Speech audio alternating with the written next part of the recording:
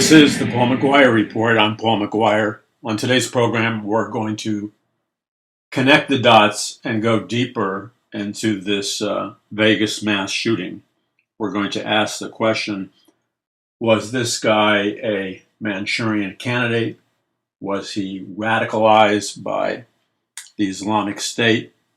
What caused this incredible transformation of personality that appears to be unexplainable, but maybe it's not unexplainable. We're going to look at how this particular event, the mass shooting in Vegas, the 58 or 59 people who lost their lives, the 600 people who were wounded, and all the discrepancies and conflicts in the official reports.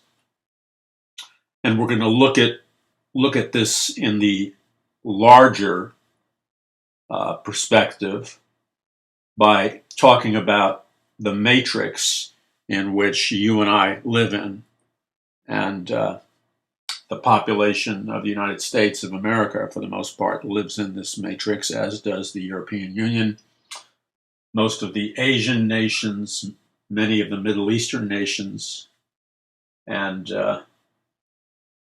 New Zealand, Australia, wherever you go. We have been plugged into this matrix system, and it is an artificial reality in many respects. It's a virtual reality because, you see, there's a difference between the real world, which you perceive with your physical senses, such as hearing and seeing, and that's, for thousands of years, men and women have lived in the real world, so to speak, and they could perceive reality based on their senses, taste, smell, etc., touch. But the visual senses and the hearing senses, along with the other senses, are very, very powerful interpreters of the real world, or the reality all around us. Now, let me add something before we get into this. Was the Vegas shooter a Manchurian candidate? When we talk about the real world, we have to remember that the God who exists, and that's the biblical God, is a God of reality. In contrast, Lucifer, the highest ranking fallen angel who is leading a rebellion against God with 1/3 of the angels or fallen angels in his mad attempt to become God and to be worshipped as God, Lucifer doesn't deal. You have to understand this, going way, way back to the Garden of Eden. Lucifer does not deal in the real world, in reality. Lucifer gains his power through spiritual deception. To be deceived is to have a state of mind to believe something that's not true. Okay? And Lucifer is a master of spiritual deception. And Lucifer, or Satan, and Satan means the father of lies. The Bible says he's been a liar from the beginning. Well, where was the beginning? The beginning was when the erect, upright, reptilian serpent, who was not just a serpent being, but it was Lucifer in serpent form. That's why the Bible calls him the serpent of old, and we read about him not only in the book of Genesis, but we read about him in the book of Revelation, the serpent of old. And the Bible talks continually about the wiles, the schemes, the strategies of the devil. Now, what does that mean? It means, and I hope you listen very, very carefully. I know I say that a lot, but sometimes I feel something is of vital importance for your understanding. And I highlight it by saying, listen very carefully. And I'm asking you right now to listen very carefully because this is a powerful truth. Lucifer means the shining one because he has a brilliance and an illumination that is satanic, but it is a powerful light. Not the light of the world, which Jesus Christ is. It's a counterfeit light, but it's a light nonetheless. And that's why people in these secret societies like the Illuminati, which means the illuminated ones, they're talking about Luciferian illumination. They're not talking about Jesus Christ as the light of the world. So the Bible warns us that we're to be on the alert and have our full armor of God on because of the wiles or the strategies or the cunning of the devil, which is Lucifer. What does that mean? What does that mean? Well, first it means is that Lucifer from the beginning has deceived mankind because he has come always in disguise. Disguise meaning deception, spiritual deception. Spiritual deception is a lie. Lucifer has always come as a wolf in sheep's clothing, pretending to be one thing, but in actuality, he's the opposite. And so he uses words and symbols and tone of voice and a whole arsenal of supernatural techniques and natural techniques to deceive, to manipulate people's minds, to hypnotize them, if you will, to cast a spell upon them, if you will, to put them in kind of a trance state, which means to alter their state of consciousness. Now, what does that all mean to whether or not this mass shooter Paddock, Stephen Paddock in Vegas, was a Manchurian candidate? Where we're gonna connect the dots from what I'm talking about now directly into not only a global matrix of control, but a global matrix of mind control. And mind control, scientific mind control, which produces things like an MK Ultra Manchurian candidate, assassin, has its roots in the occult, Satanism, and Lucifer, because it's all about deception. It's all about bending somebody's mind. It's all about causing people to believe a lie. These are the strategies of the evil one, and they're designed not only to keep people from seeing the glorious gospel of Jesus Christ, but they're designed to turn men and women, in fact, entire populations of nations,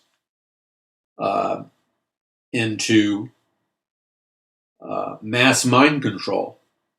Now, that sounds like an intense word, but it's an accurate word, which we will prove to you. So we have to understand that Lucifer's reality is totally different from the beginning than God's reality.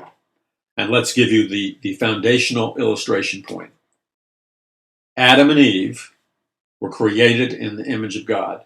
They were given the DNA of God. They were given the authority to be rulers of planet Earth and paradise, the Garden of Eden. And as such, they were like the kings and queens of the king and queen of planet Earth, under the King of Kings and Lord of Lords, Jesus Christ.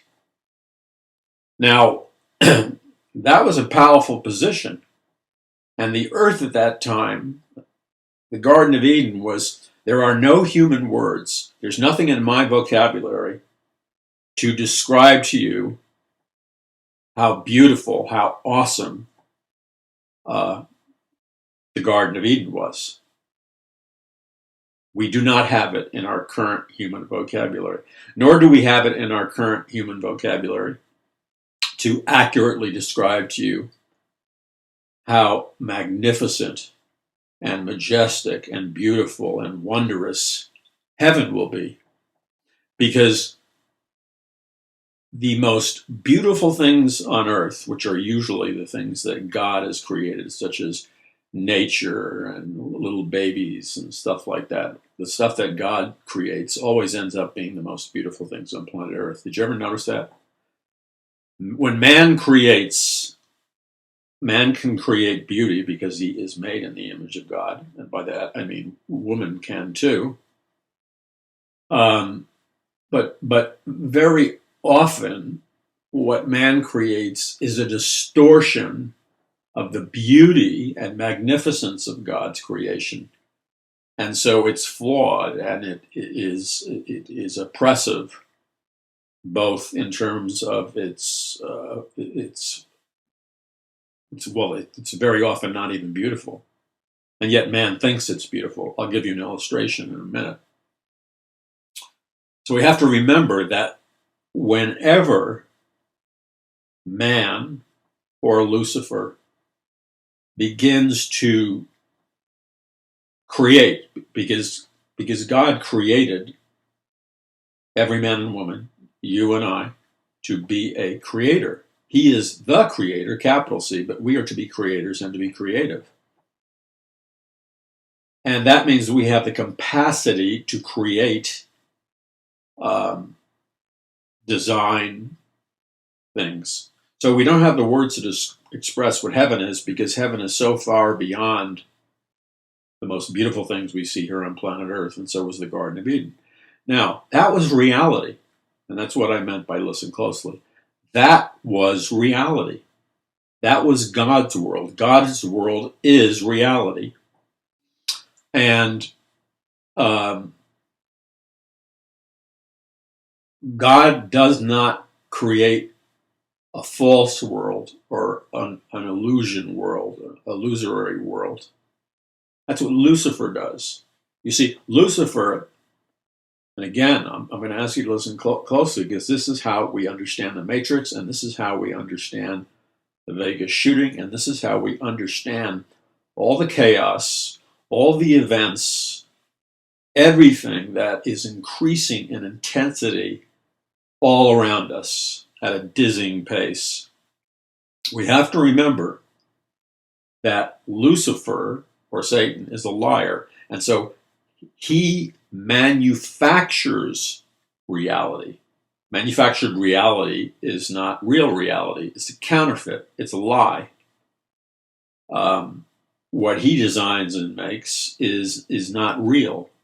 He, in order to keep his power, listen carefully, this is so important and so subtle. In order for Lucifer to keep his power over the minds of men and women, he has to perpetuate a system of lies, or the world system, or Mystery Babylon. His power comes from lying. Now, this is critical to grasp, and more than grasp, this is what I call, you got to own this truth. You can't have it on the table. You can't ponder it. You got to own it. If you want to make, if you want to experience the power and the wonder and the miraculous nature of God in your life, which is possible. In fact, that's what God wants for you and me and his people.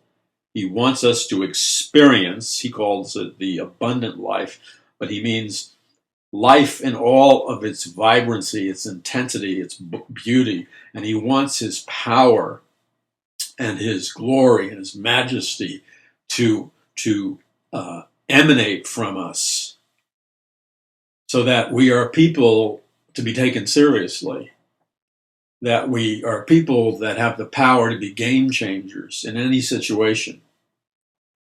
Now, unfortunately, that is not what the majority of the Christian church has become, because they're divorced from reality. And to be divorced from reality means you divorced God's world and you married Lucifer's world, which is non-reality. And let's remember, non-reality is a lie. A system built on lies is always a Luciferian system. A system built on truth is most often built on God's system, the biblical God system. And the two different systems, a system built on lies and a system built on truth, inevitably, with mathematical certainty, produce entirely two different kinds of realities and two different kinds of outcomes. That's why Christianity is truth and not a religion. Therefore, because despite its faults, America was built on the foundation of biblical truth, the reality we've experienced up until recently in America has been better than most other nations, considerably better. Why? Because it was built on truth. When you compare America, which is imperfect, but it's the closest thing to a nation built on truth that there is, even though that's at risk right now, when you compare America to all the totalitarian regimes, remember, without exception, every dictatorship since the beginning of mankind, every totalitarian regime since the beginning of mankind, every dictatorship since the beginning of mankind has been built on a perpetual foundation of lies. I'm asking you to listen carefully again, because this is you're going to be up to bat, and you're going to knock that baseball out of the ballpark with the bases loaded when you understand this. Totalitarian governments, dictatorships, police states, etc., they exist because they always come from the beginning. They're built on a foundation of lies. And so what they do as they grow and expand is they express the lie. They amplify the lie. They create more lies, because that is what they were built on. They were built on a lie. So let me give you an example of totalitarianism built on a foundation of lies. Well, let's just simply talk about Marxism, communism, and socialism, which is nothing more, according to the great, I shouldn't say great, but the most powerful communist leaders themselves said socialism is just an intermediate step between capitalism and communism. Socialism is just the step towards communism. It's a transitory period. And communism and Marxism is built on this platform. We're going to just lay it out real quick. Number one, there is no God. We're here by evolutionary accident. Life has no meaning. Number two is the individual must die and merge with the collective or the state. The only thing that is important is the state. And then they lie and say, we're going to create a workers' paradise. Now, think of the lie, the Luciferian lies, all over communism and Marxism. They deny the reality of God.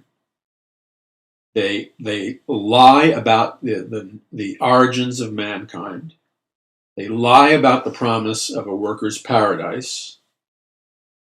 And then they take the ultimate step towards lying and evil by incorporating a demonic principle, which is really, you need to understand this. This is not like hypothetical. You cannot understand the world you live in. You cannot begin to see through the matrix unless you understand some basic principles. At the very heart of communism and Marxism is and was Luciferianism. It's a satanic principle. You understand that? You have been lied to by your educational, public education or private education. You have been lied to. deliberately and intentionally. You've been lied to. You've been told that communism and socialism and Marxism is basically humanism. They simply do not believe in God. And that is a complete lie. From the very beginning, Marxism, communism, and socialism, it was built not on humanism, that there is no God. It was built on Satanism. You've got to really understand that.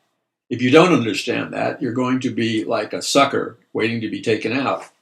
It's a Luciferian system. And remember, and this is where I'm saying, listen carefully, because the light should go on your head. It's a Luciferian system, okay? And like Lucifer, it's not going to tell you, the Marxists, the socialists, the communists are not going to come out and tell you, hello, we are Satanists. We're using Luciferian principles, everybody. No, they're going to act like Satan or Lucifer. They're going to disguise themselves. They're going to be wolves in sheep's clothing. They're going to come as lambs. And they're going to come as the savior of the working man and the middle class. They're not going to reveal who they really are until they have totally seized control and power. They are satanic because they were created, very important for you to understand, they were created by the Illuminati. They were financed by the Illuminati. The entire Communist Manifesto written by Karl Marx is little more than a mirror copy of the Illuminati Manifesto that came out in the late 1700s. The Communist Revolution occurred like 1917, it began. So the Illuminati, and what is the Illuminati? It is the most powerful satanic secret society which is ruling the world today. The Illuminati created communism. For what purpose? It is the ultimate mind control system. It is the ultimate brainwashing system, devised by the servants of Lucifer.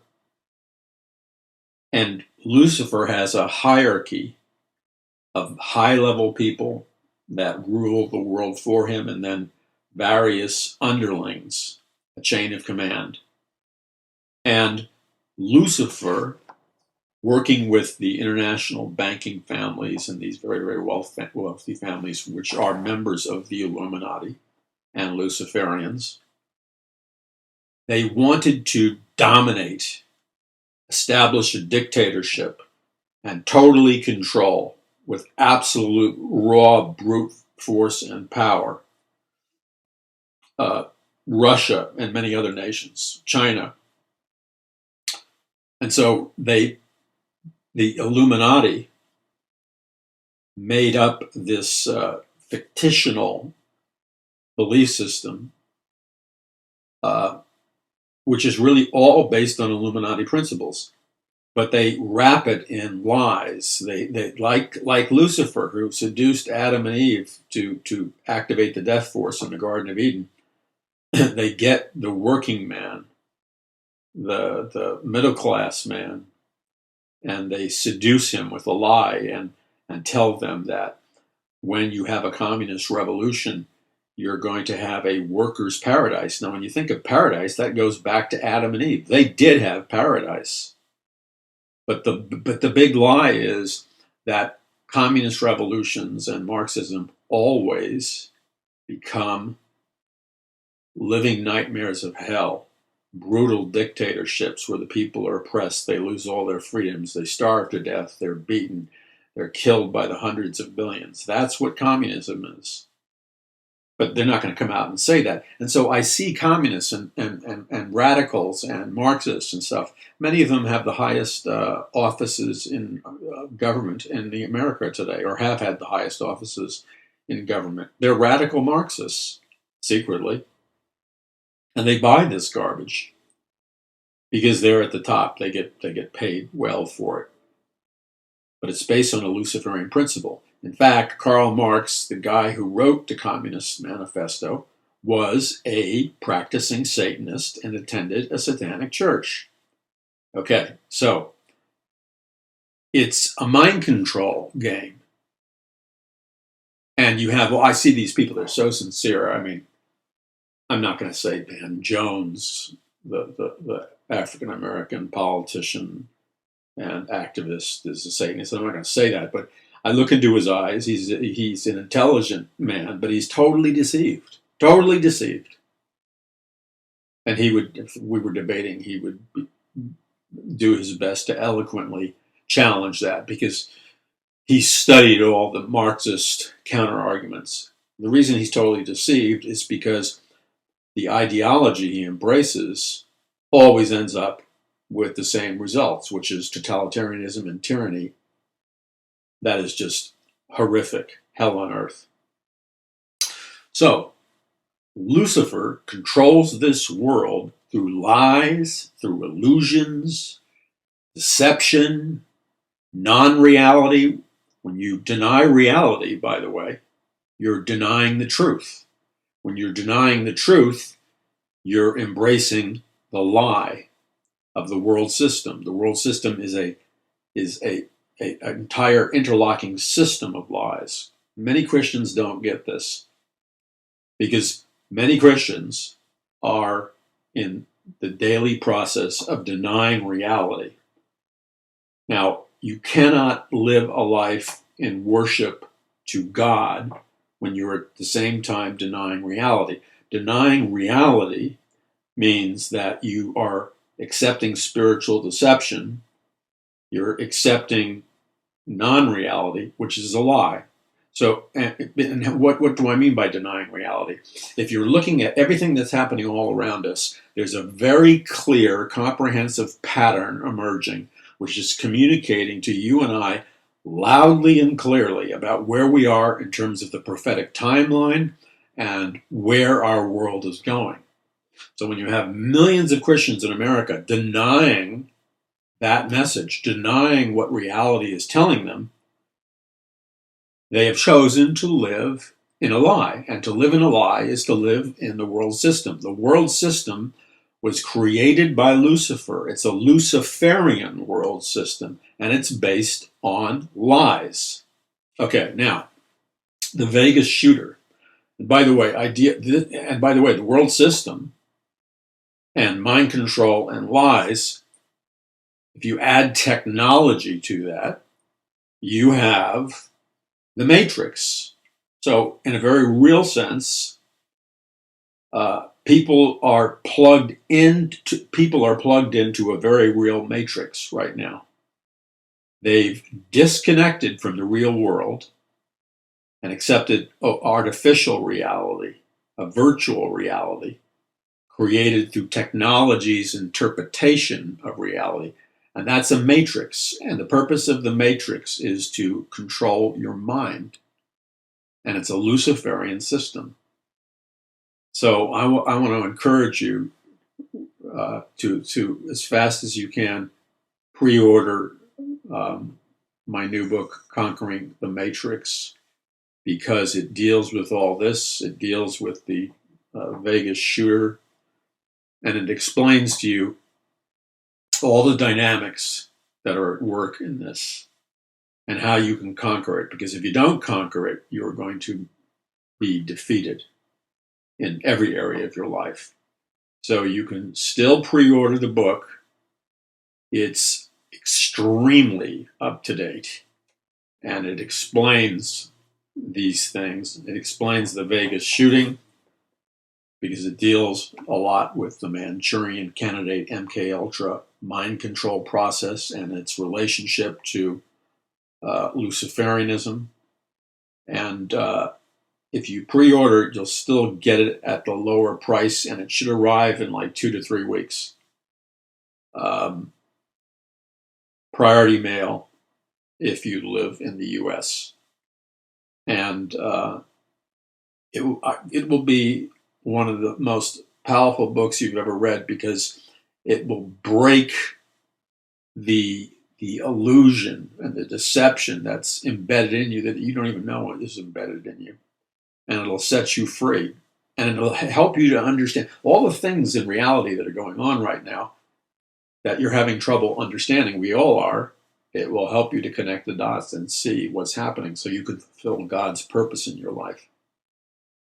Now, the book is about an extra 100 pages or more than we originally planned.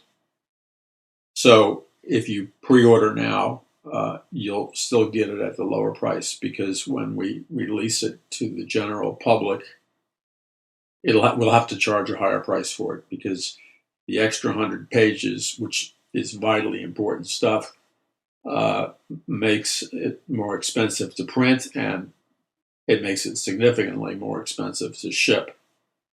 So when it's released to the general public, it will be for, I don't know what the dollar amount will be, but it will be more expensive. You're getting it at a discount.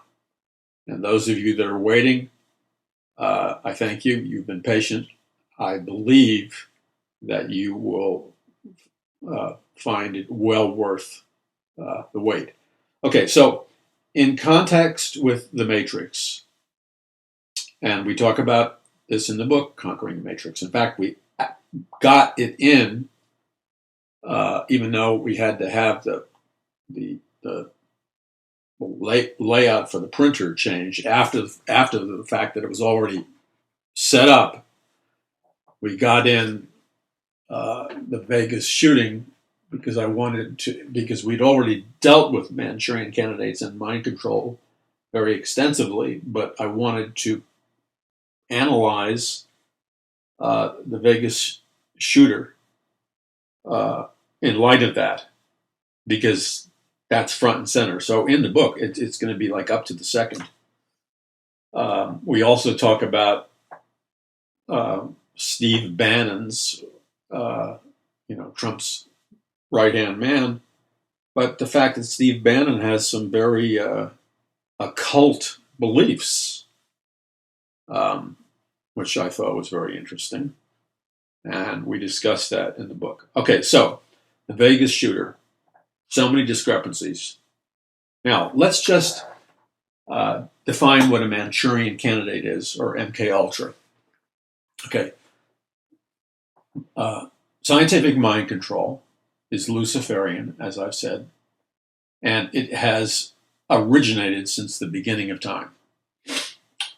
The ancient Egyptians in the Egyptian Book of the Dead and many other cultures, Mystery Babylon, knew how to program people, brainwash them to be assassins and do other things with powerful drugs, and they knew how to use occultic mind control techniques. It's interesting that scientific mind control, I'm talking about heavy-duty scientific mind control, like MK Ultra, monarch mind control, etc.,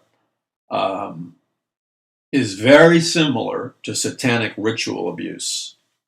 And there are similarities between those things and some of the conversions to the most extremist, radical, terrorist Islamic groups. What people call conversion is really a mind control process, a powerful one. So it has many similarities to MK Ultra. So when law enforcement said that Stephen Paddock may have been radicalized, if we really open up that word, radicalized, we're talking about converted to the Islamic State, ISIS. And what that implies is a mind control process. It's not just a religious conversion. There's a mind control process. You're turning somebody upside down. You're programming them to be an assassin or a mass shooter or a mass killer. That's mind control.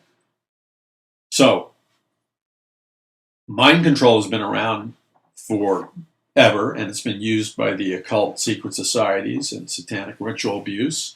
Hitler's whole regime, among many other regimes, was built on scientific mind control.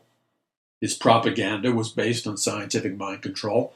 And it was the Nazi scientists, who were all members of the occult and Luciferians. The Nazi scientists and Adolf Hitler it was an occult dictatorship. And they accelerated scientific mind control by developing a barbaric program of taking total control of a person's mind, which was called MK Ultra, developed by some of the communist Soviet scientists, but primarily developed by the Nazi mind control scientists like Dr. Mengele.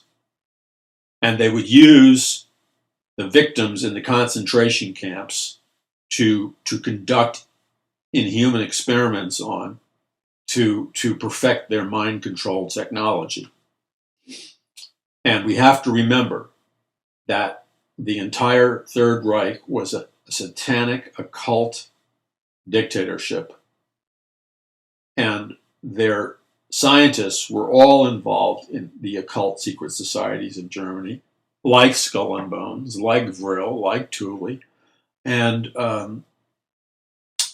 their primary emphasis was scientific mind control, rocket science and rocketry. It was the German Nazi rocket scientists and mind control scientist Werner von Braun, who was brought into the United States, and he created NASA for us. So their expertise was rocket science, mind control science, and genetic science. Why genetic science? Because they wanted to create a race of God men, or a master race. At the end of World War II, as I discuss in the book, and I also discuss this in the book, A Prophecy of the Future of America, and Mass Awakening, and Standing Down Goliath. It's very important to know the history of this.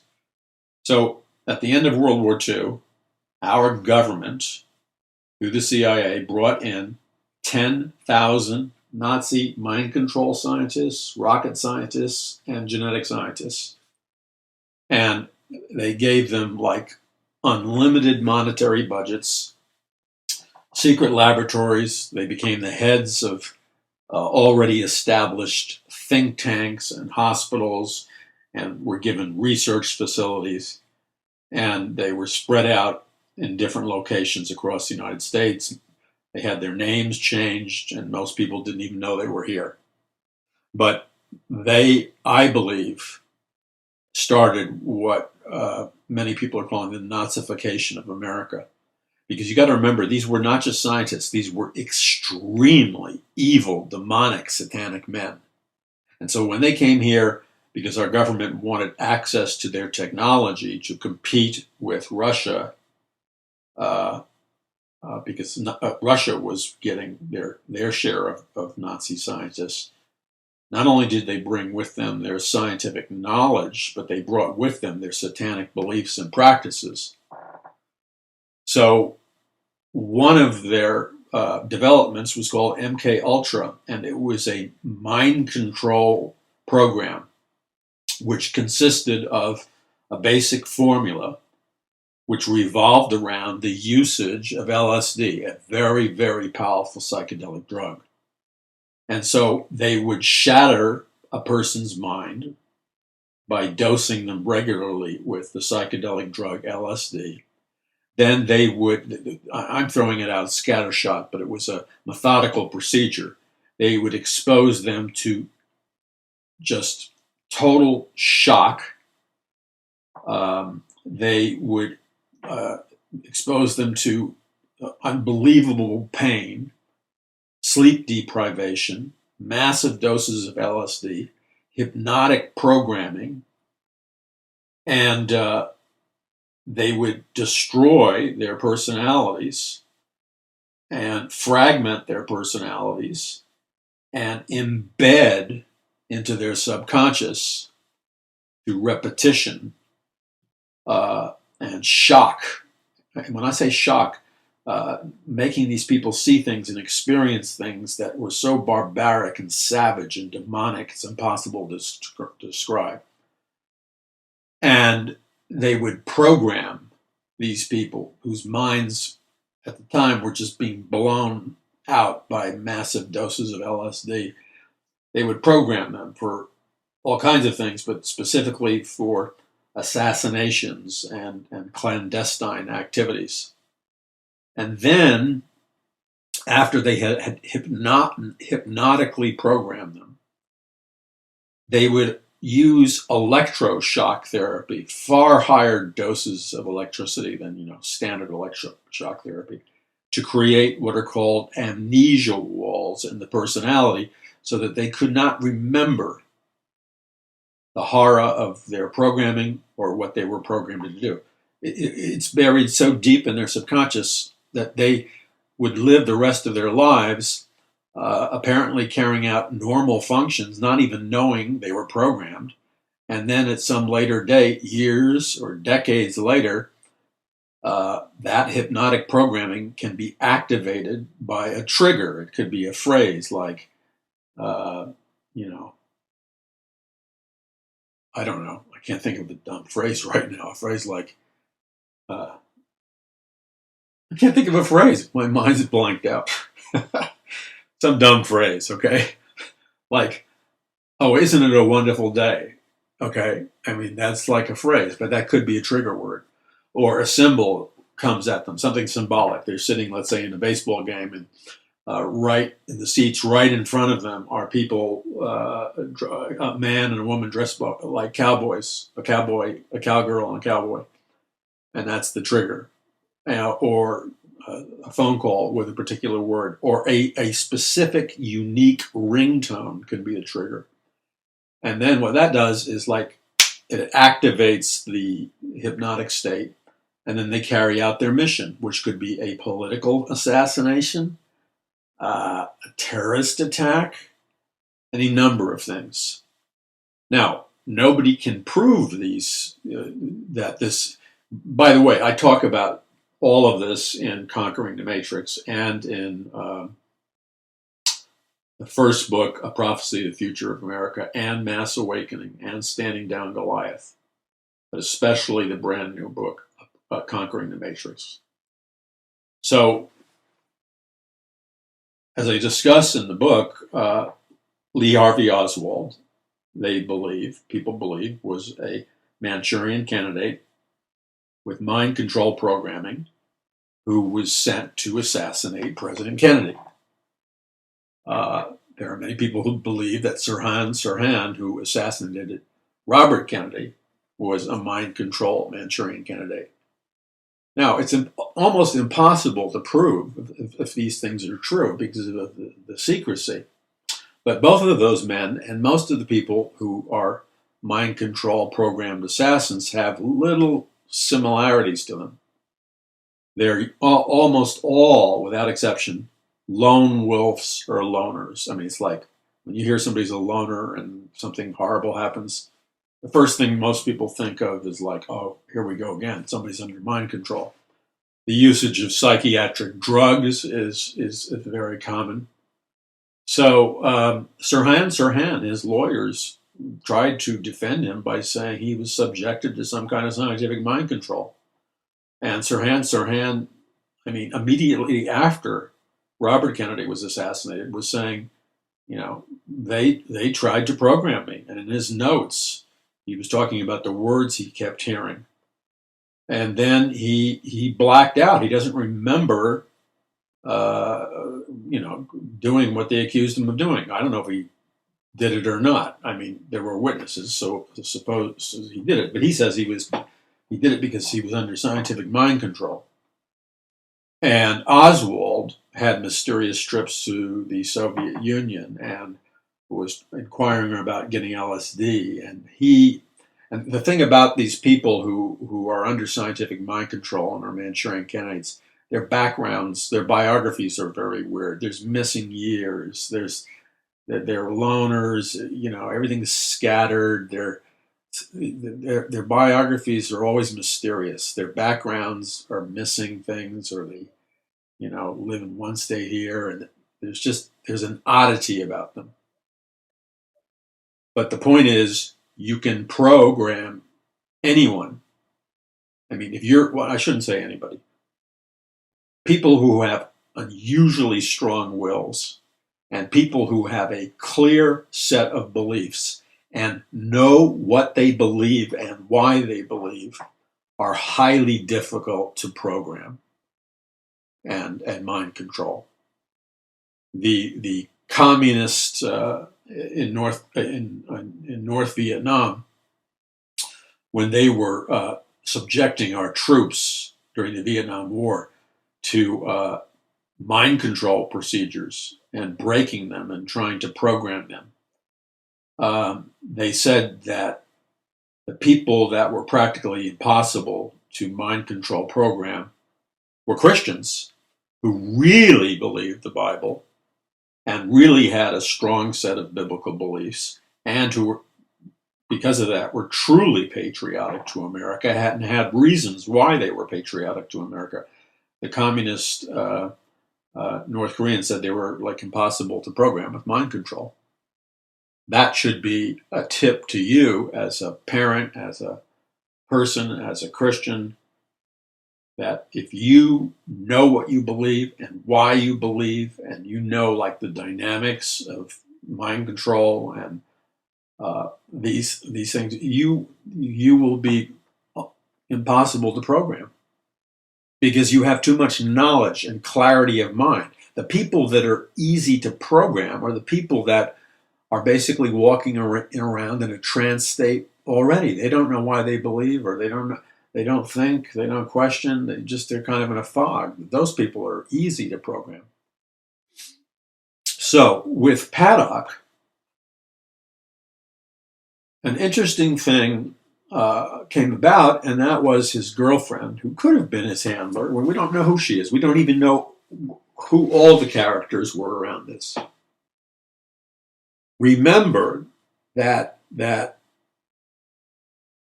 with the assassination of President Kennedy, where they said Oswald did it, and with the assassination of Robert Kennedy, where they said Sirhan did it.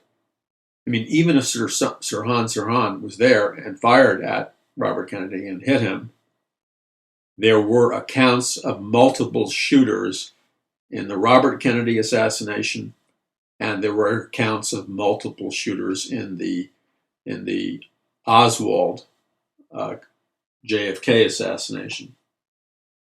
And when you hear these weird situations, and then you hear, there's so many people coming forward that the mainstream media is not talking about that say there were multiple shooters.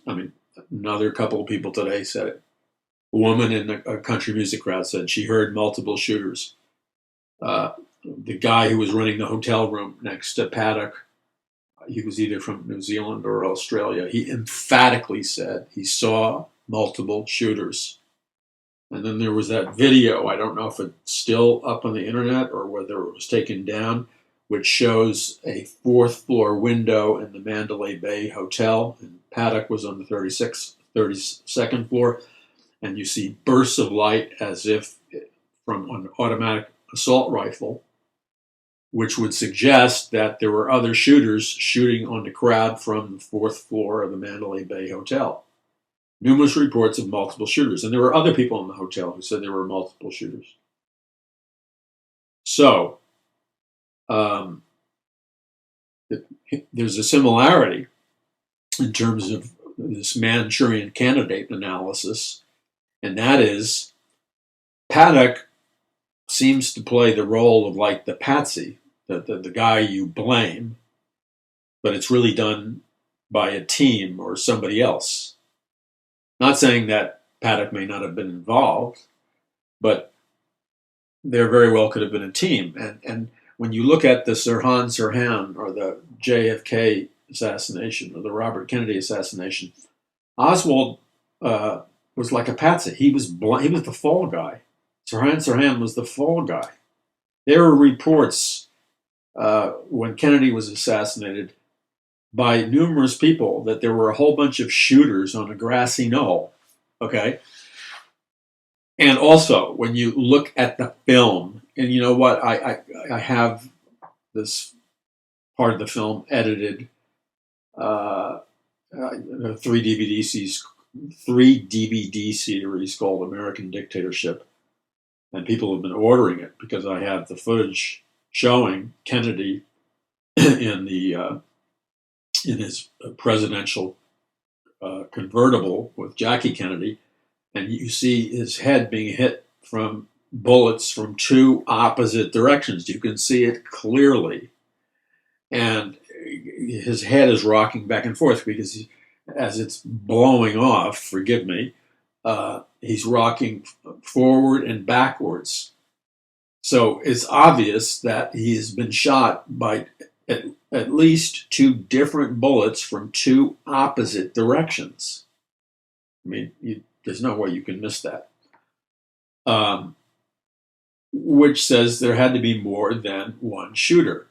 And then again, not that my father is a military expert by any means, but he is ex-military. He served as an officer, and he told me as a young boy, when we were all looking at the black and white television of the Kennedy assassination, and my father wasn't a conspiracy theorist. My father, he was not that political. He had some political opinions, but in some places he would be liberal, in some places he would be conservative. But he definitely was not a conspiracy theorist at all. In fact, he was highly loyal to our government and the armed services, and extremely patriotic, and would never have said anything to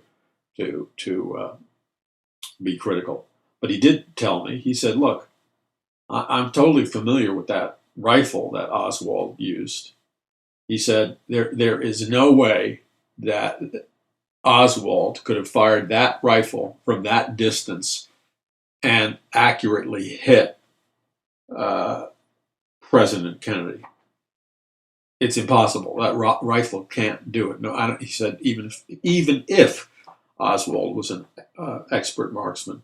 So he and many people who were in the military thought there was something odd about it. So Oswald appears to be an MK Ultra mind control Manchurian candidate, patsy, the fall guy. And my question is, for you, and many people are raising it on the internet, there's just something very strange about this Stephen Paddock guy. He has many of the attributes of a Manchurian candidate. First of all, he, is a multimillionaire, basically low-key, living his life, doesn't express political or ideological opinions, likes to gamble, okay, stays to himself, loner, all right, has some rather weird connections with his brother, and his brother has some very, very, let's just put it this way, interesting connections and jobs.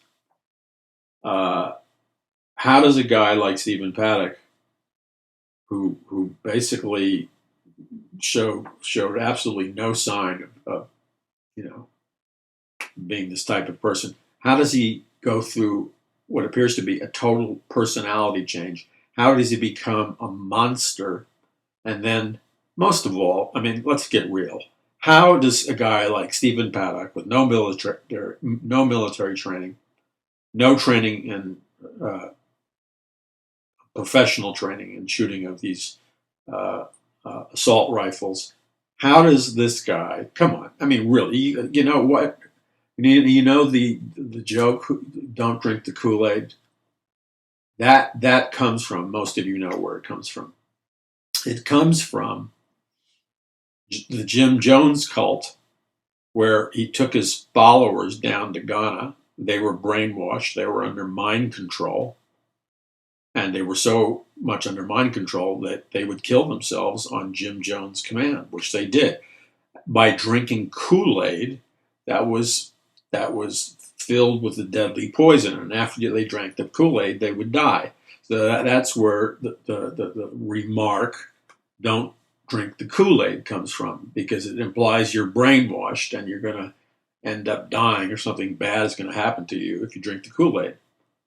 But also, Ken Kesey, author of One Flew Over the Cuckoo's Nest, was what was called a merry prankster, and he drove a psychedelic school bus filled with like very famous intellectual hippies, and he would distribute LSD for free all over the nation at Grateful Dead concerts. He was the guru to the Grateful Dead. And Grateful Dead concerts, rock and roll concerts, beaches, all kinds of places. He would distribute, tens and thousands of doses of LSD. People would drink the Kool-Aid and they were blasted on LSD. Now, I met Ken Kesey in Central Park. I, in my naivete as a young man, he was a hero to me, because I thought he was a true proponent of a counterculture that was real. And there were a lot of guys that I admired when I was young, teenager, early college, that I thought were counterculture, true counterculture heroes, and that they would help change the world into a better place. Well, I found out during the last 20 years or more, as I've been researching all my books, that most of these leaders, these countercultural leaders, some who are prominent scientists like John C. Lilly and others, I found out that they were on the payroll of the CIA. I mean, come on, man. I talk about this in Conquering the Matrix. I mean, it was kind of mind-blowing. Timothy Leary, promoting LSD, worked for the CIA. Ken Kesey wasn't just some merry prankster with the Grateful Dead. He was an operative for the CIA. He got turned on to LSD at Stanford Research Institute, which was well known for its experimentations with LSD and its connections to the intelligence community. And a guy named Dr. Gregory Bateson, famous anthropologist and associate of Aldous Huxley, who wrote Brave New World, may have been the one who actually dosed Kesey with LSD. So the point was, when you drank the Kool-Aid back then, you would find out within like 15 minutes that you were on an acid trip. You'd be hallucinating, full-blown on LSD. So that was the satire there. And that, by the way, as I explain in the book, and this is, you again, pay attention very carefully. You need to understand this. You cannot fulfill. We have so many Christians in our world today who refuse to pay the price and pay the discipline to become educated, to acquire knowledge. Knowledge is power. To learn the truth. The truth will set you free. Not only about their salvation in Christ, but about the nature of what is really going on in America and around the world right now, and how it fits into God's end times prophetic program. They refuse to buckle down, study, rightly divide the Word of God, and then know the subject matter. And because of that, they're suckers and they're being used. And they're impotent in terms of entering the spiritual battle and winning the spiritual battle for the heart and soul of our nation. I'm not saying that to be unkind. I'm saying that as a challenge, as an exhortation. You and I, we got to turn up the heat. We have to, it's iron sharpens iron. We have to, become dedicated and knowledgeable and disciplined if we're going to be a spiritual, law-abiding, peaceful army that can win. In a military conflict, and I'm not talking about guns and bombs, I'm talking about spiritual warfare, law-abiding, peaceful, spiritual warfare. In any earthly military conflict, it is the army that's disciplined, trained, strategic, and has a plan that is victorious. The army that's kind of like out to lunch gets taken down quickly. Same thing with spiritual warfare. So, you, well, not necessarily you, but most of the people you know are plugged into this matrix, which is interpreting reality for them. And they're spoon-fed what to believe, what to think, how to think about just about every subject under the sun, from things like CNN or movies or television shows or MSNBC or the mainstream media or whatever. They don't think for themselves, and they're programmed. Okay, they're programmed in a subtle hypnotic trance. I'm not being cute. That's a scientific, accurate statement, which I explain in the book Conquering the Matrix. Since the invention of television, the television you watch in your home or wherever, I would imagine the same thing is true if you're watching television from your laptop. Well, I know it's true if you watch television from your laptop, and most likely true if you watch it from your cell phone, is emitting a 10 Hz electromagnetic frequency wave. So every time you watch TV on any technology, you're being bombarded with or bathed in an EMF wave, which is a brain wave, by the way, of 10 Hz.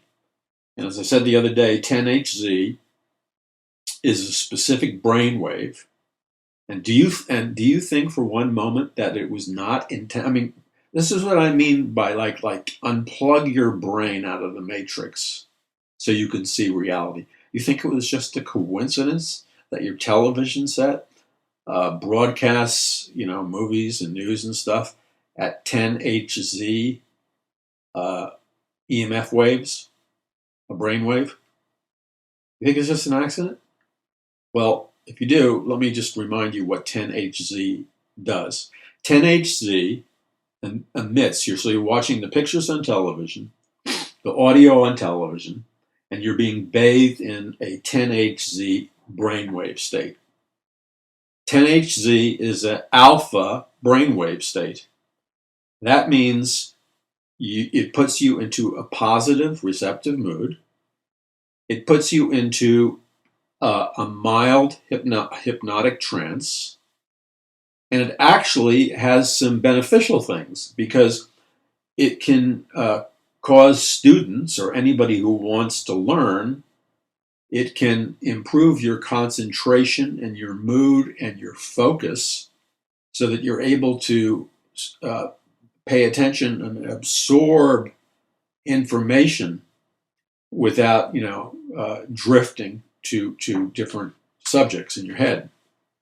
Well, that all sounds good, right?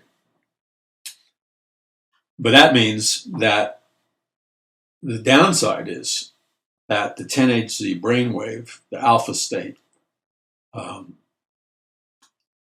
you lose your ability, although it improves your focus and you can learn extremely well, it changes another part of your brain and it shuts down the part of your brain which can evaluate or critically think or analyze or discern or be objective or question what you are being told in this mild hypnotic state.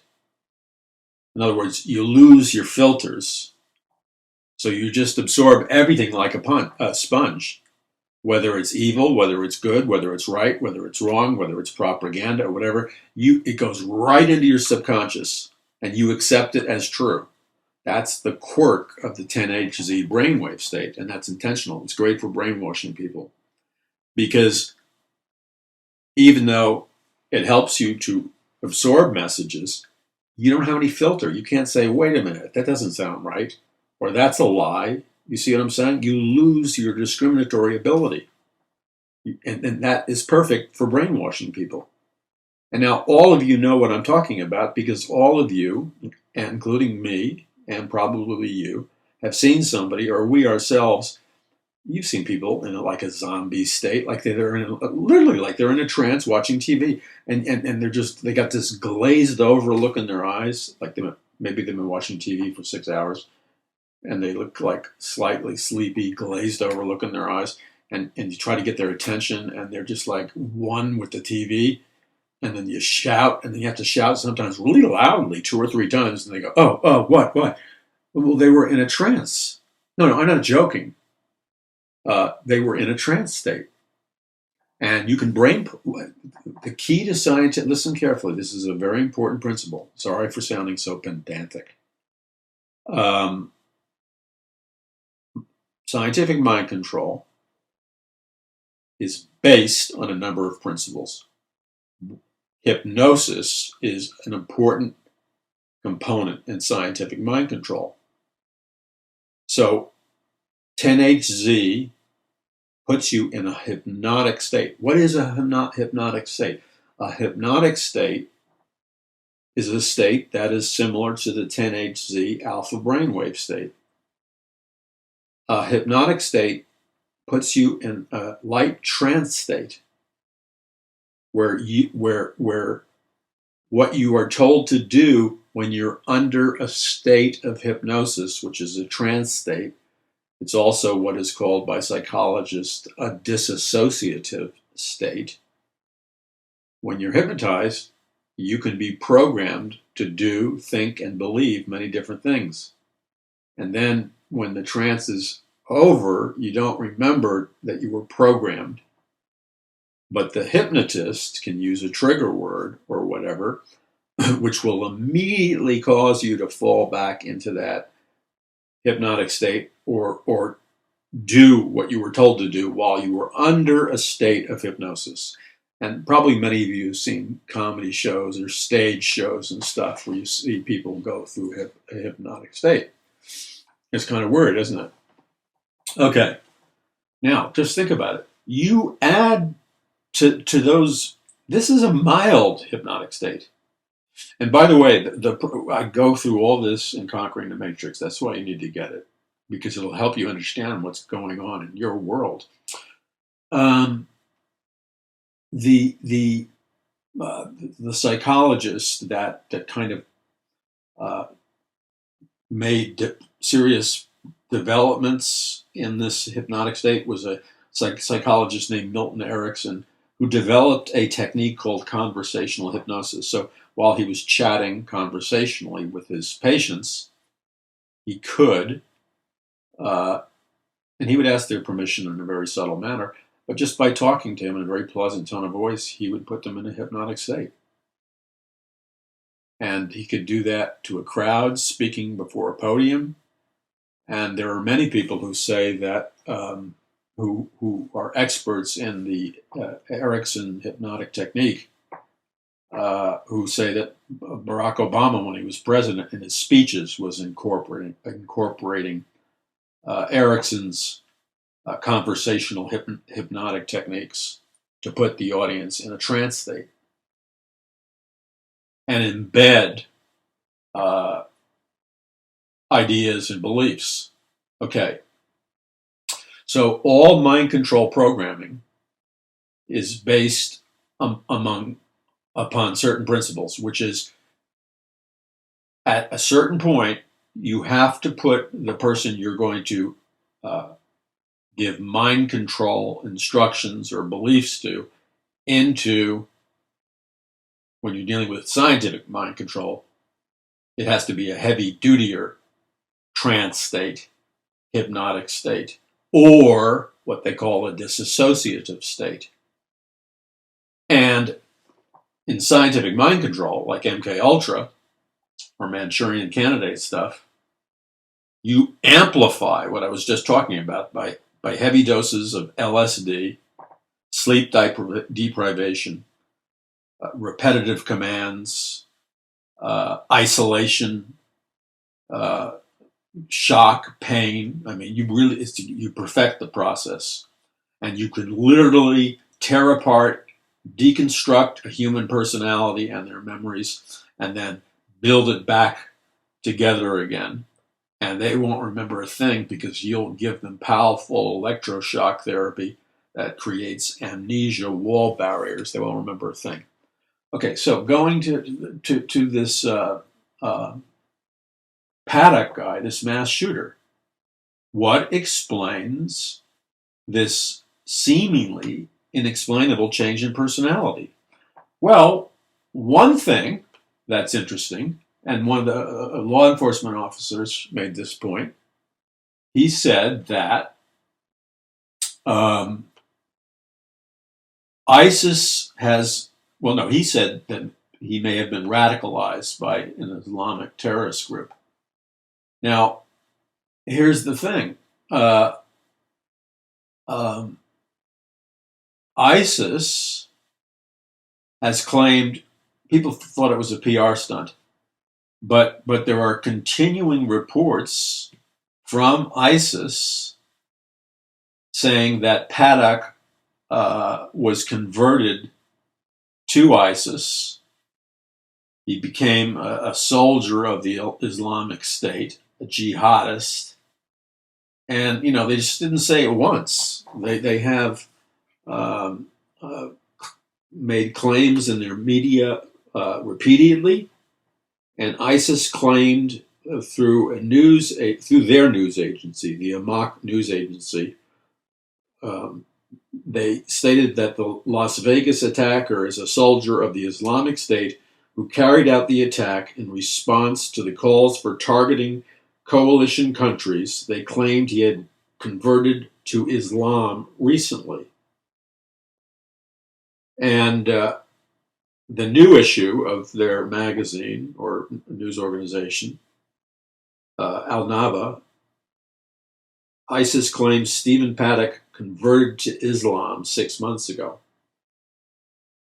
Now, here's a guy who's not in good physical shape. There's no way he could have, this thing is so absurd, nobody whose brain is working would believe it. Do you understand? Do you understand how this principle is playing out in the discernment, in the perception,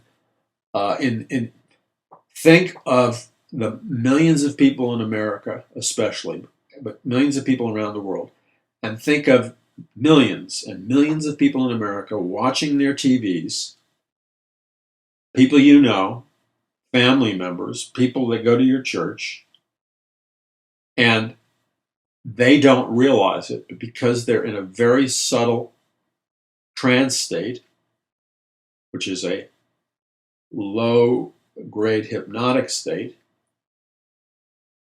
they, like the person exposed to 10Hz alpha waves, have lost their ability, literally lost their ability through the 10Hz alpha waves or whatever technology to evaluate, to discriminate, to think critically, to analyze, and to think intelligently about something. They just accept anything that's told to them, no matter how absurd it is. You understand that? You've got to understand this, because this explains why the weird reactions from huge numbers of people in our country to all kinds of things. They are, you've got to,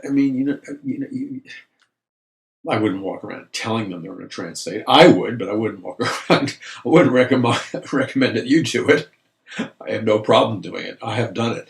But I do it strategically. I do it effectively. I set it up. And I do it not to be mean, but to just throw them off balance for like 30 seconds psychologically. Because what that does is it unfreezes their mind. It kind of hits the pause button on their trance state for like 30 seconds. And while they have an open mind for 30 seconds, I try to slip in a message into them about waking up and recognizing that they need to use their God-given abilities to think. Okay, so this guy who's out of shape, Stephen Paddock, fires off 2,000 rounds of ammunition. and he has 23 and 24 automatic assault rifles, and and all kinds of heavy ammunition.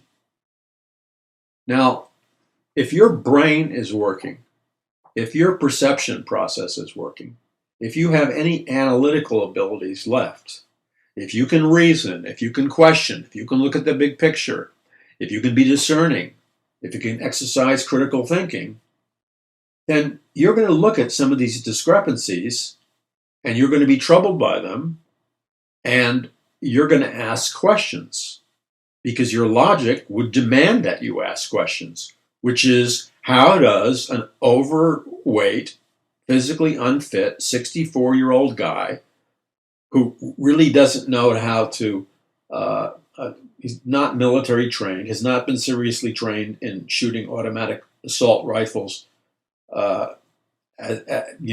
to take out people 400 yards away. How does a guy like that, who, by the way, previous to that, had no indications of mental instability, was never expressing any political opinions to people, all of a sudden he seems to have a personality change, which is hidden to everybody. How does he bring 24 automatic assault rifles into the Mandalay Bay Hotel, which has probably got one of the best security teams, just like the rest of the high-end Vegas hotels do? They got cameras, they got security, they got uncover people. I mean, how does he get in there, days early? And how does one guy who doesn't even have the physical strength to hold an automatic assault weapon with one hand and aim it accurately to take down a person 400 yards away, and then he's supposed to have to feed the ammunition through a belt? Because if you're not feeding the ammunition through a belt, there's no way you could have fired off 2,000 rounds, which implies he would have had to have been holding the automatic assault rifle, which is very heavy and cumbersome, with one hand. It's not a believable scenario, okay? If your brain is working, it's not a believable scenario, okay? And look, I don't care how you want to talk about it, unless you're a complete idiot. And I don't think most Americans are complete idiots. I think that they have a certain degree of intelligence. But I think, and I prove it in Conquering the Matrix. I mean, now I'm just like, throwing darts. But I give you the documentation in Conquering the Matrix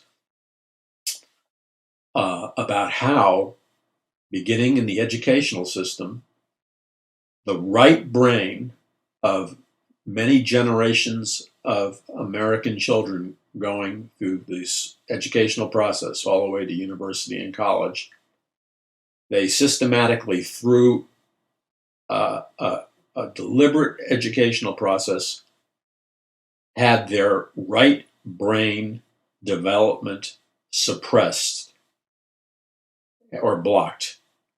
Now, what do I mean by that? It's the right brain. You have two hemispheres to your brain: left hemisphere, left brain, right hemisphere.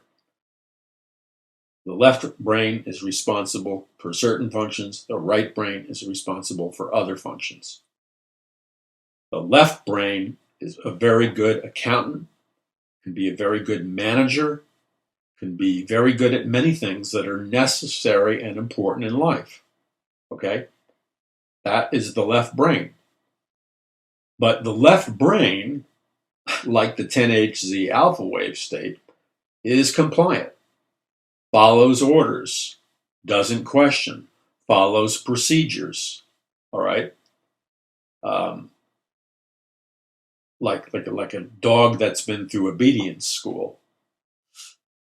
Now, the right brain is the more powerful brain.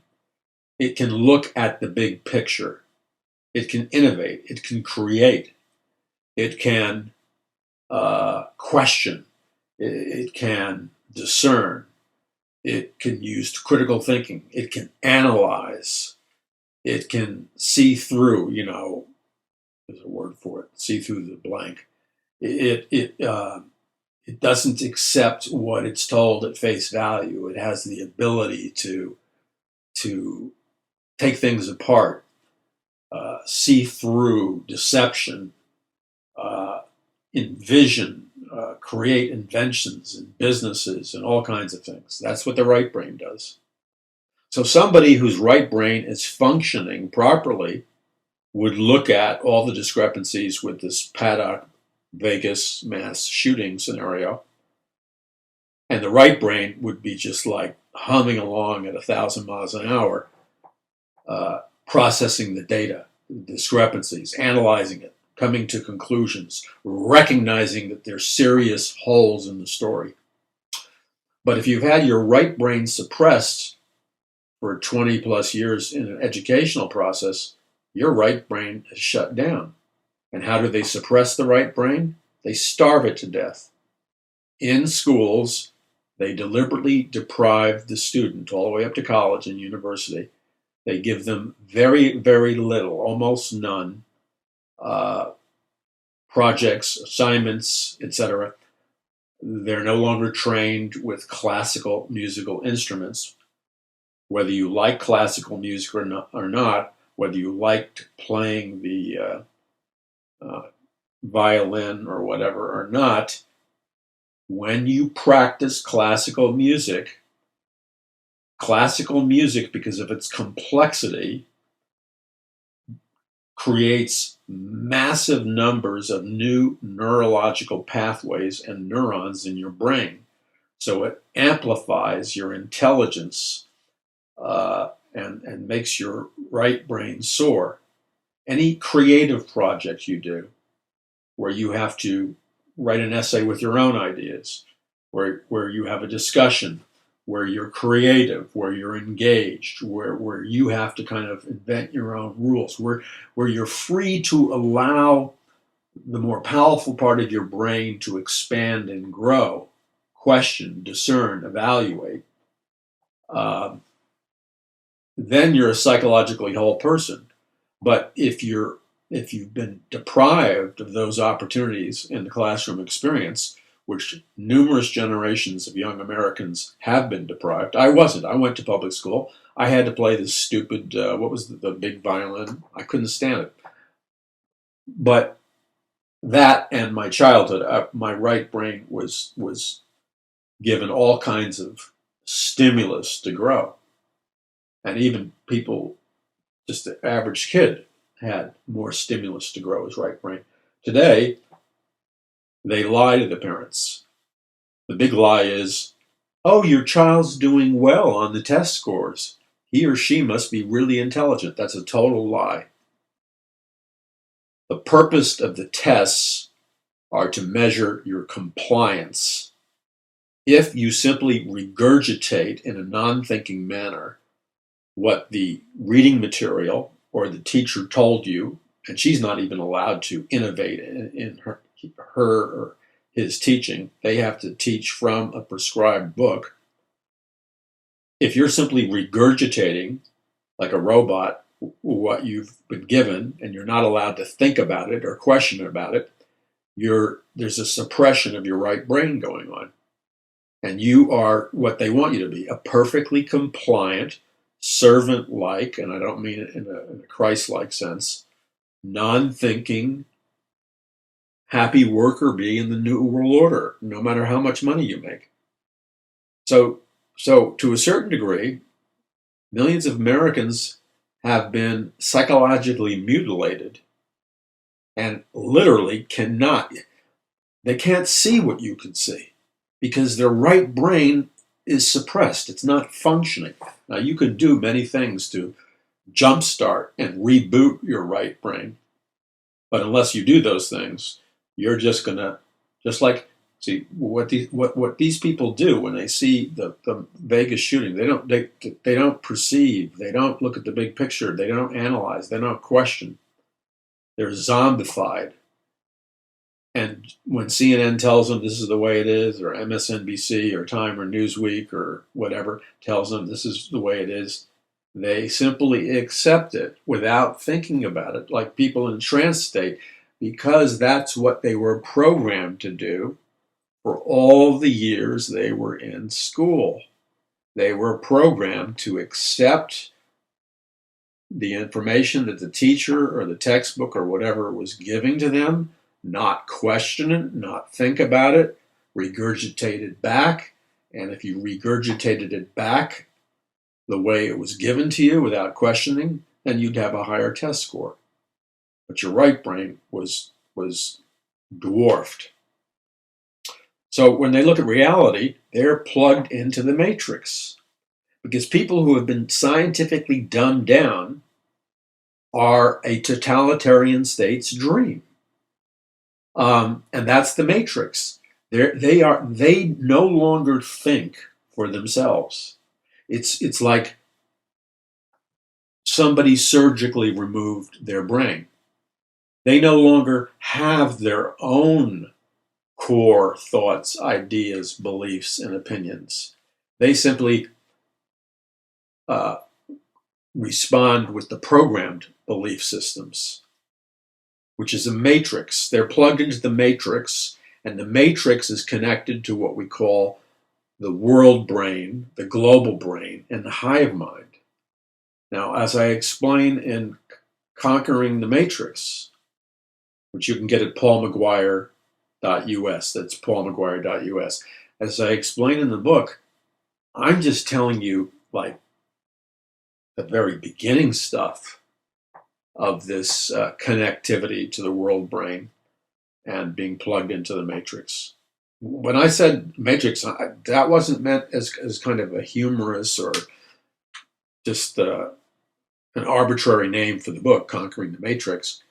There has been a literal matrix constructed, all right? And it's designed to go somewhere. And I'll give you a clue because I can't download that entire book in a 5-minute conversation. Every one of us has unique fingerprints for identification purposes, but every one of us also generates a unique electromagnetic field, which is just as unique as our fingerprint. Computer systems are now in place. Computer brain interfaces, they only reveal to you certain levels of information regarding what technology and sciences really exist. Most often, the technologies and sciences that are fully operational, and you just found out about it, have been fully operational for 20 years. Many of the technologies and sciences that I would bring up to you, most people would think, well, that's impossible for today. You know, that's just science fiction. Maybe that could happen in 100 to 200 years. Well, people have been programmed and dumbed down to believe that. That's not true. These technologies that I talk about in Conquering the Matrix that apply to understanding what's going on here with this Vegas shooter, they're fully operational now. And so there is an actual global brain or mind or hive mind that's operational. And what it has done, we don't know how far along it has progressed, but it's there. What it has done is it has synced up every person's electromagnetic frequency in America, and it's expanding around the world. And through wireless, let me emphasize, through wireless technology, it has synced up people's minds and personalities to a giant global or world brain where it receives all kinds of information, all kinds of programming. You're under varying degrees of control and a lot heavier stuff, which I don't have time to go into, except to say that I was reading an article by Edward Snowden just a couple of weeks ago, a month ago, and I included Edward Snowden's remarks in Conquering the Matrix. because what he said in this interview in Moscow blew my mind. Because he said he has read the actual classified emails that came out, I guess, through WikiLeaks and stuff. And he was talking specifically about this global brain that's already in existence, and how it has already synced people up to it, and they're not even aware of it, and what it is capable of doing. And what Snowden said was that if you fall out of favor with this global military industrial complex, or this global super capitalist Illuminati state,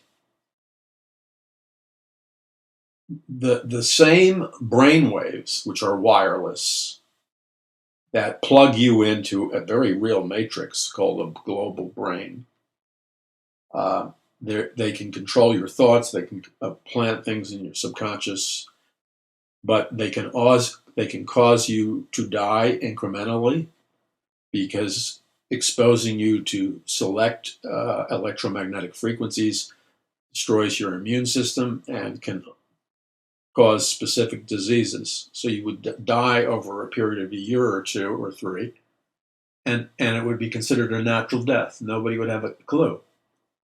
But Edward Snowden said that this technology can also kill you instantly through electromagnetic frequencies that you're synced up to and don't even realize it. You could have a sudden heart attack, you could have cardiac arrest, but you could die in a number of ways: bodily malfunctions, psychosis, go stark raving mad or whatever.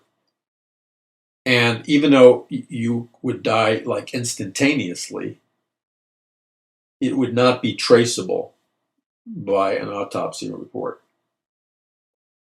And then Snowden said this, and this should just rock your world.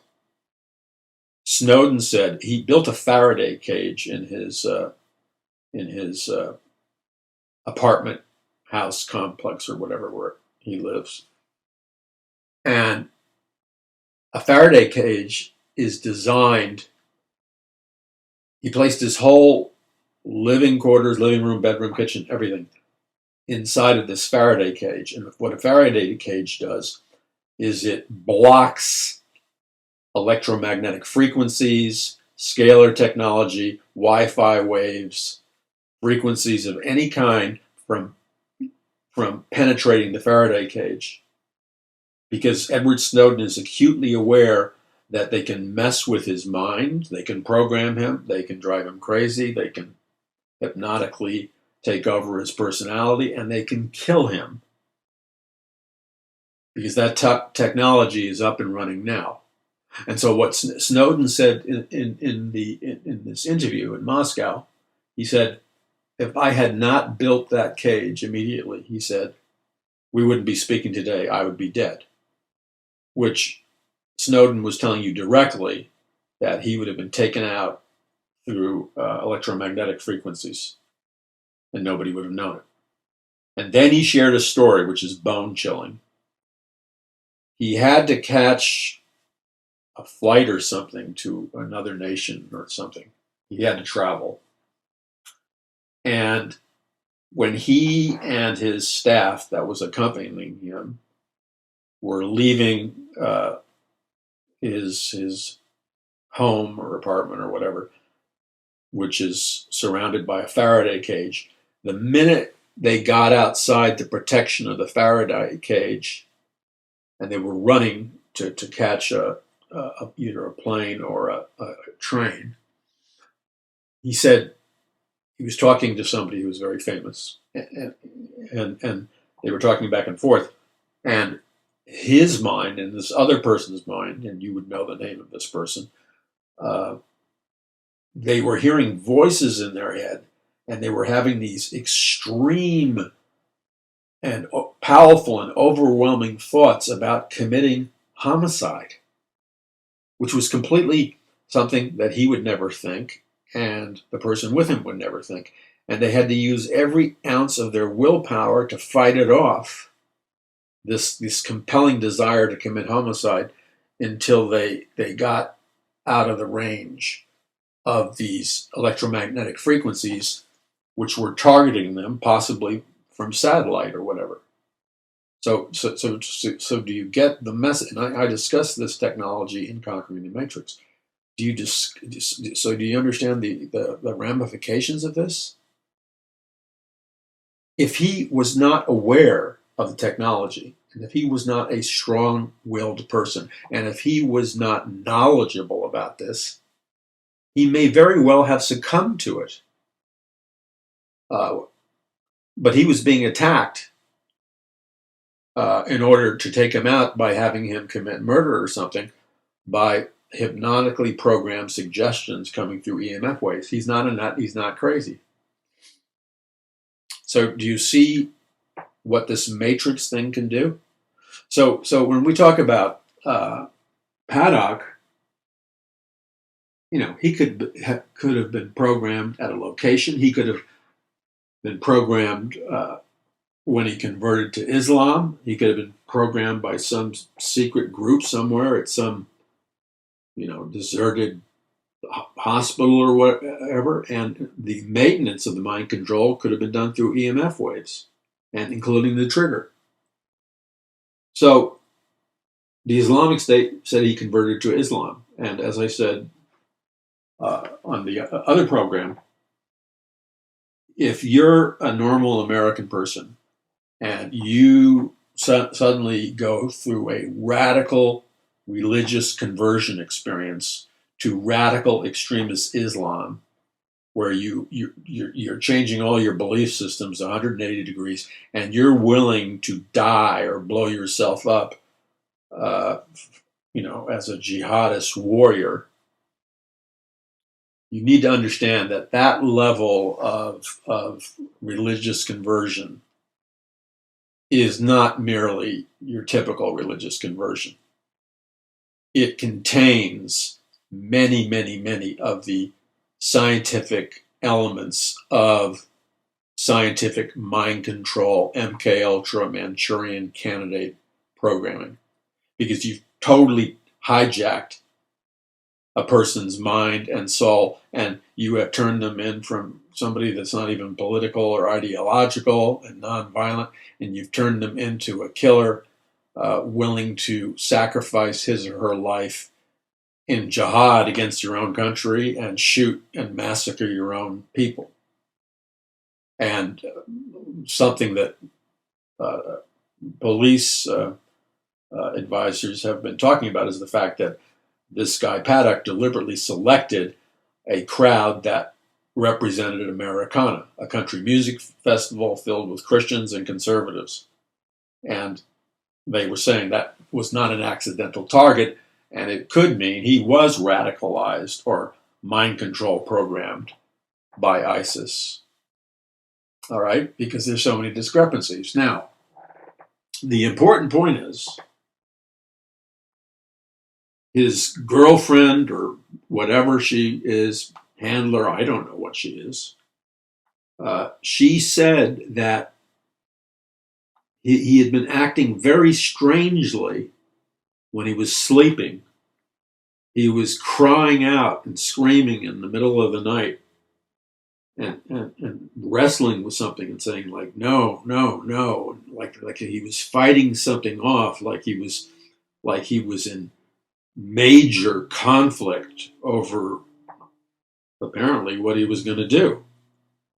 Now, for him to act like that when he's asleep, and he's screaming and crying out and shaking and saying no, no, that's like an indication of a man that is deeply conflicted by what he perhaps was subconsciously programmed to do through mind control, and while he's sleeping, his subconscious is fighting it, okay? Which could be evidence of mind control programming. So many discrepancies, and the question is, then who programmed him? the discussion of him using drugs, many of the people who are mind control programmed, especially in the last 30 years, are heavily drugged on psychiatric, a whole numerous cocktails of psychiatric medication, antidepressants, but a whole bunch of things, okay? And you can see it in their eyes. They look like spaced out of their birds. But I kind of question, unless he was on all kinds of psychiatric drugs, they're hiding it.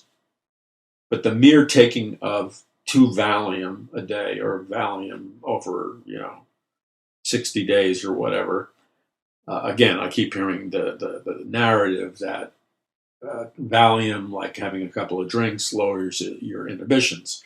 So the professional psychiatrists are saying in the media, Valium, because it lowers your inhibitions, if you have anger and rage in you, you're more likely to express it and to become violent on Valium, which is thought to be a tranquilizer for most people, because you have all this secret rage and anger in you.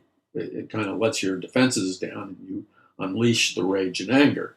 All right, well, that's plausible, all right? But the point is, this guy carried out a long-term planning military operation. And there's, people who go into a rage fit or whatever after they had a couple of drinks, or let's say taking some Valium, might do that because somebody called them a name at a casino or something, but it doesn't go on for months of military planning and mass slaughter. So there's something troublesome about that. In any case, the only way that we can protect ourselves from this kind of thing, and 99.9% of us are not going to become mass shooters and crazy and violent. But just think of Nazi Germany. Don't be naive. The Nazis were not the Nazis. The Germans were very much like Americans, hardworking, working class, middle class, strong work ethic. They're very similar in many patterns, and yet they were put under scientific mind control by Adolf Hitler. Look at those black and white photographs in that video where I have the Kennedy photographs, I have the Hitler photographs. The 3 DVD series is called American Dictatorship. And you see Hitler talking to the crowds, and he has them in a hypnotic mind control state. His ability to grip them with his speaking.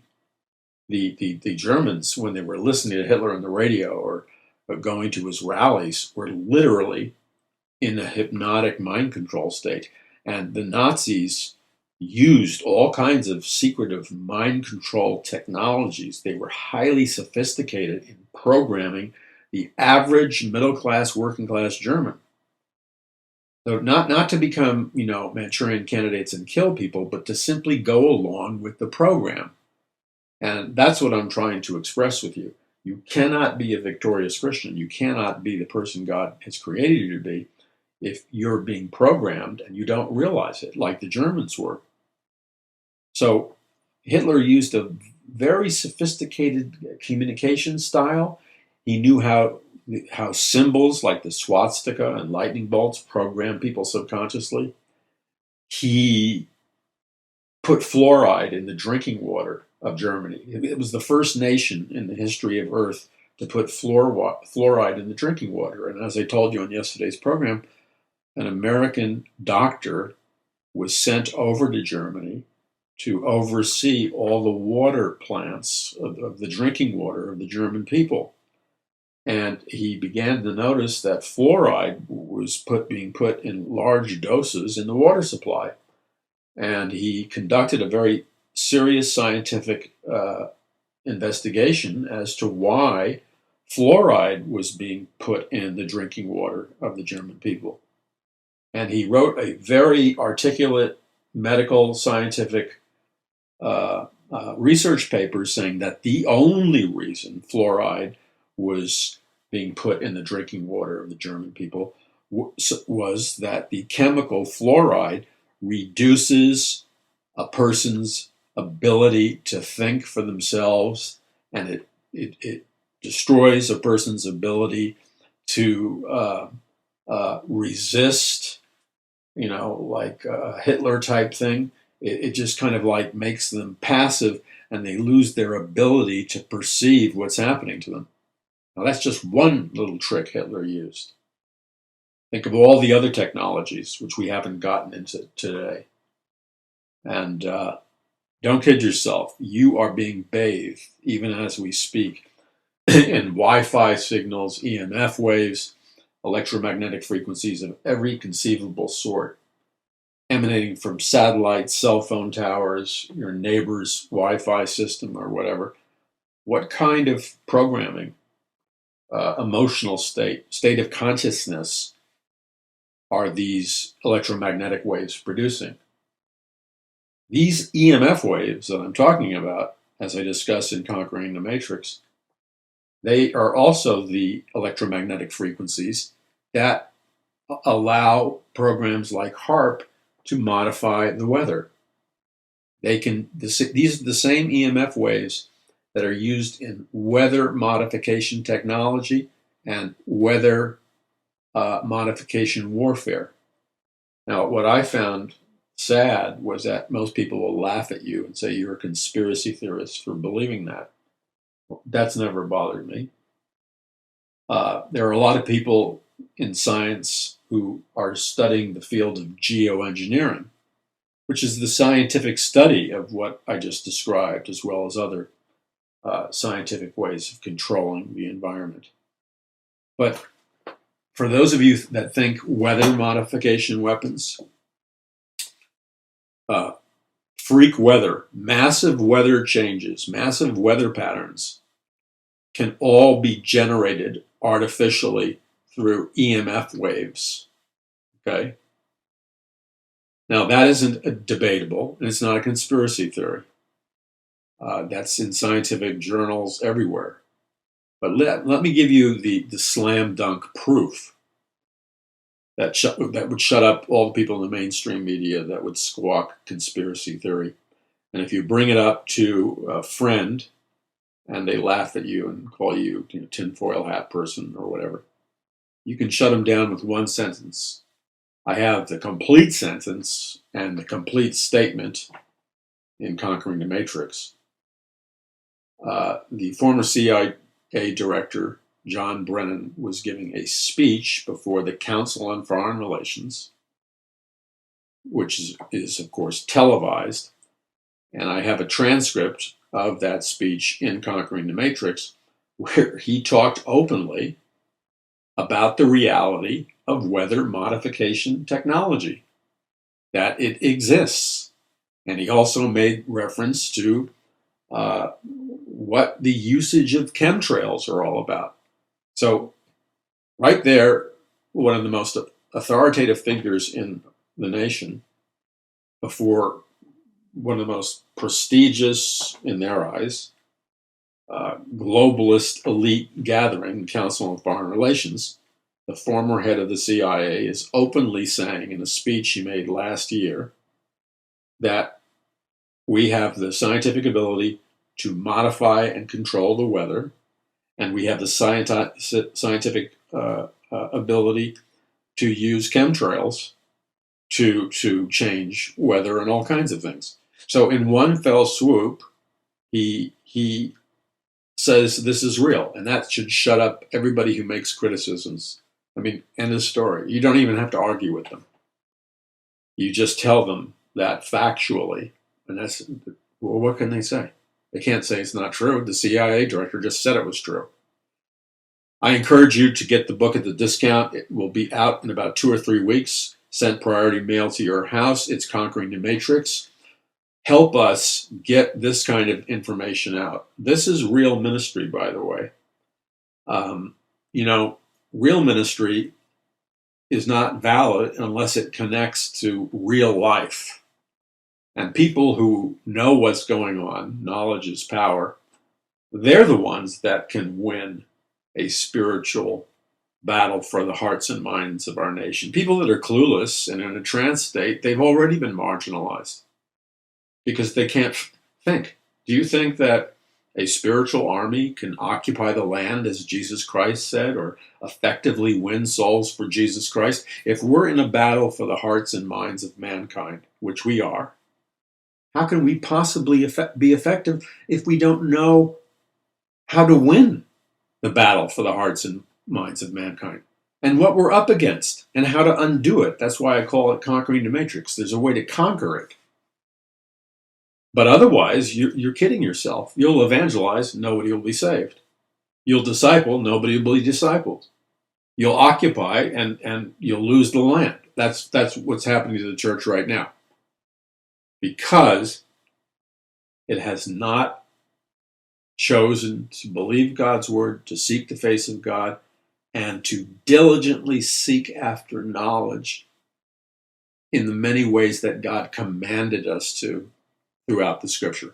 I'm Paul McGuire. You are listening to the Paul McGuire Report. Paul McGuire Report.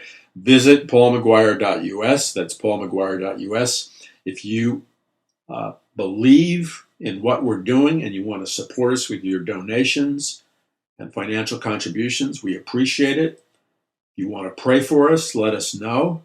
And then also, I will be speaking at the Blessed Hope Prophecy Watchers Conference, October 13th in Oklahoma. If you go to paulmcguire.us, we have their big poster there, times, and if you can't make it physically, you can sign up for the live streaming.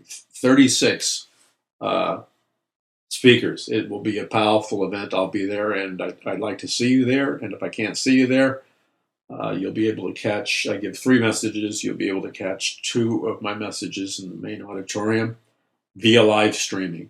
Visit paulmcguire.us.